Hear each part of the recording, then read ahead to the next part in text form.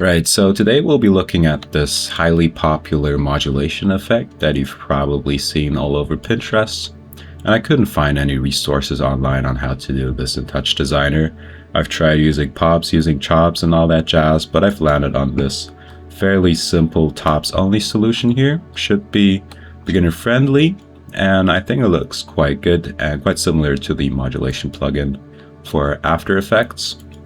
So without further ado, let's just start out with a blank canvas here. Delete all that and follow along, by the way, if you like.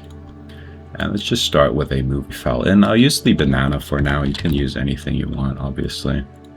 And immediately after that, I'm using a fit. And let's just also drop in our global controls here. Going to do a width parameter 1920 and a height one for 1080, and just chop reference these in here so I can change these a bit more easily. So pixel format 32-bit float, nearest pixel here and nearest pixel there, and let's do fit outside for this. And after our fit, let's drop in a monochrome. There we go. So basically what we want to do is we want to calculate like a cumulative sum of this entire image on a per row basis. So from the left to right, I want each pixel to be the value of every pixel to the left of it. And why I want to do that, let me just drop a ramp here and let's set this. You don't have to do this, I'm just trying to demonstrate something. Let's set these to nearest pixel, 32-bit float as well, and let's make this white. I could have just used a constant.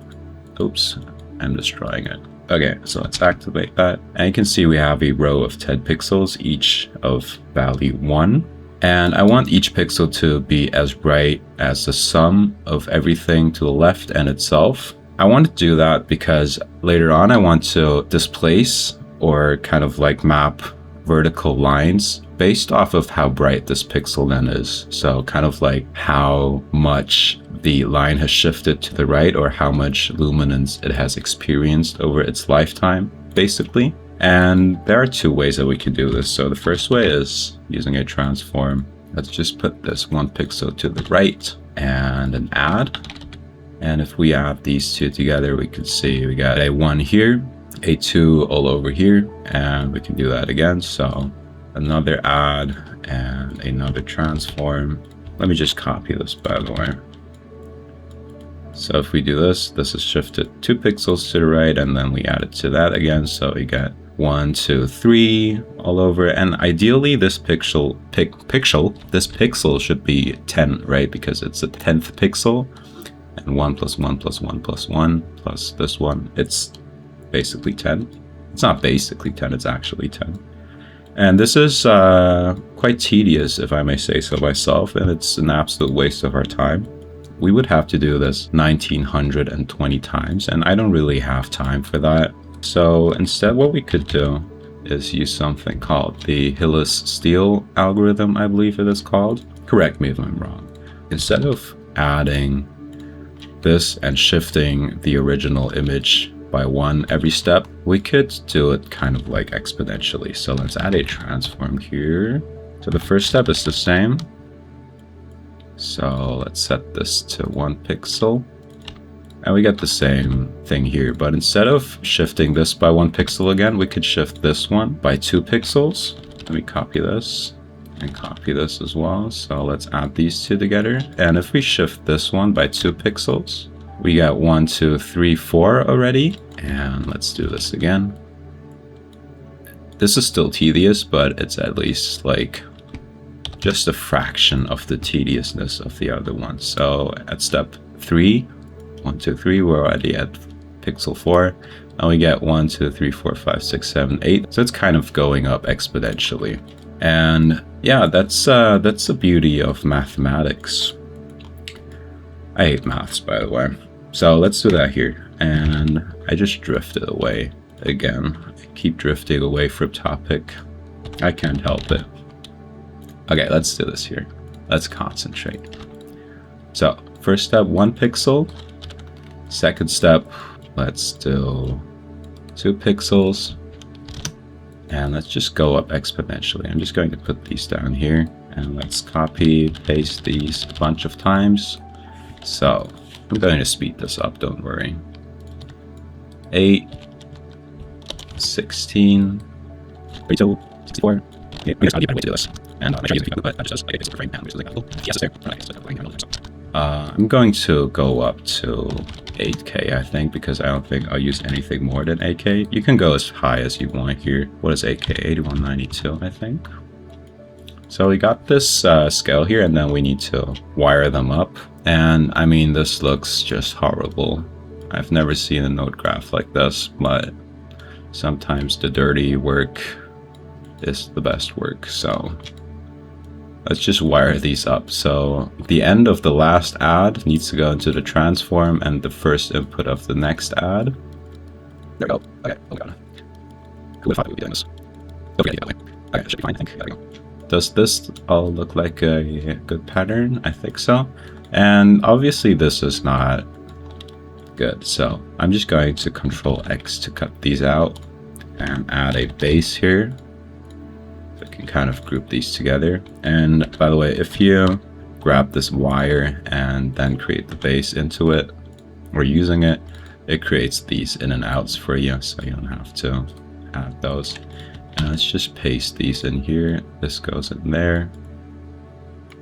It's a beautiful tower. Okay, this goes in there, this goes in there. Okay, there we go. Now we have our map here. And let me just add a null here for sanity's sake and call this start. And let's call this let's add a null here first and then call this, I don't know, added pixels. I think you can call that added pixels, maybe with a capital A. I'm making it worse for myself. Okay, now we have a beautiful calculated sum image here, and the values here are astronomically large. It's not even that large, but it's still a pain to work with. So let's use a limit to normalize them so they're in a range from 0 to 1 again. And you can see that this part up here is kind of darker than down here because the sum of everything up here is kind of like thinner, and there's a lot of vertical girth going on here. And then we can use this to kind of map our lines. So let's first of all drop down a reorder and alpha, let's set that to 1. After that, let's add a lookup. And what a lookup does, by the way, if we drop down a ramp here, make that red maybe, the dark values of this image get this color on the left, and the bright values of this image get the color on the right here. So you can see that the bright spots here get the red and the dark spots here get the black. And we can use a ramp here to create our lines, but this is also, I mean, you can do it. I'm just going to use a pattern here for the sake of procedurality. And let's set this to pulse. And we can do a chop to top after this. And let's set the number of cycles to 10 for now. And we can see we get these points, but they're kind of blurry. In here, let's set the viewer smoothness to nearest pixel and this to 32-bit float mono because we just want it to be black and white. If we want these to move, we can add a transform after this and set this to repeat. And also, let's just plug this in for now and see what happens.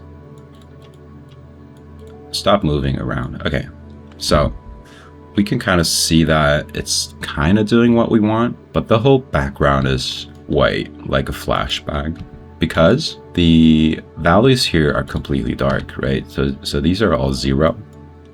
And unfortunately, our ramp starts with a white spot, so everything turns white where it is 0. And ideally, when you put footage in, there wouldn't be any pure black backgrounds. But if you do, you can just add or kind of like raise the background here. Let's just drop in a reorder here as well. Set this to 0 and add a level. So if you have a like kind of a grayish background, using real footage, it wouldn't matter. Let's set this to 1, by the way, not 0. If you use real footage, it wouldn't really matter. But now the background is kind of like this grayish thing. And we can see that we mitigate the white flash here. And also let's animate this. So in translate, let's set this to apps time seconds times 0.05 maybe. So it's kind of like going to the right. And let's make more lines, maybe 70 or 80. I wanted to type 80, but I hesitated. There we go. We have this modulation thing going on already. And we have to set the length here to match our resolution. So let's grab the width chop reference, and while we're at it, we can add some more variables here. So line amount or density. I'll set this to what, 70, and also speed, let's just 0.05 for now. Just drop this in here, and the speed we can just drop it in the second one here so we can copy it.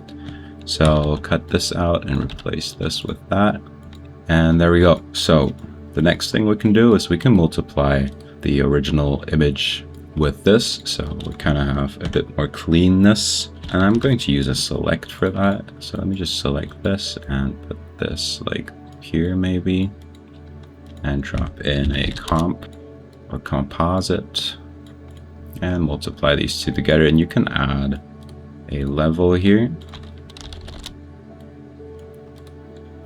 And let's also just add a null for our endpoint here. Why can I never click this line?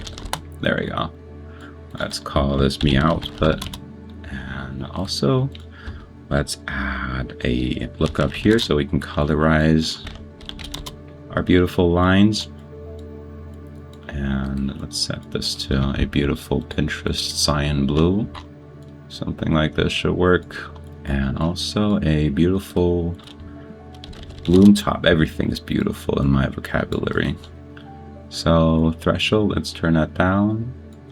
And maybe some more intensity. And let's view this. There we go. Oh, so let's make that a bit smaller. And we can just load in our footage by now. And there we go. That's the whole effect basically. You can increase the contrast here. Let me set the black level back to 0 and increase the contrast here by a bit maybe. And you can also, you know, grade the lines however you like. So let's add a level here as well and just play around with it. Maybe some more brightness, maybe some more contrast, and you have everything you need to play around with this. Let me know if you liked it, and also if you have any questions, always hit me up in the comments. I'll do my best to help you out, and leave a like, subscribe if you'd like to see more of this. I hope this was a clean and easy one for you to follow, and I'll see you in the next one.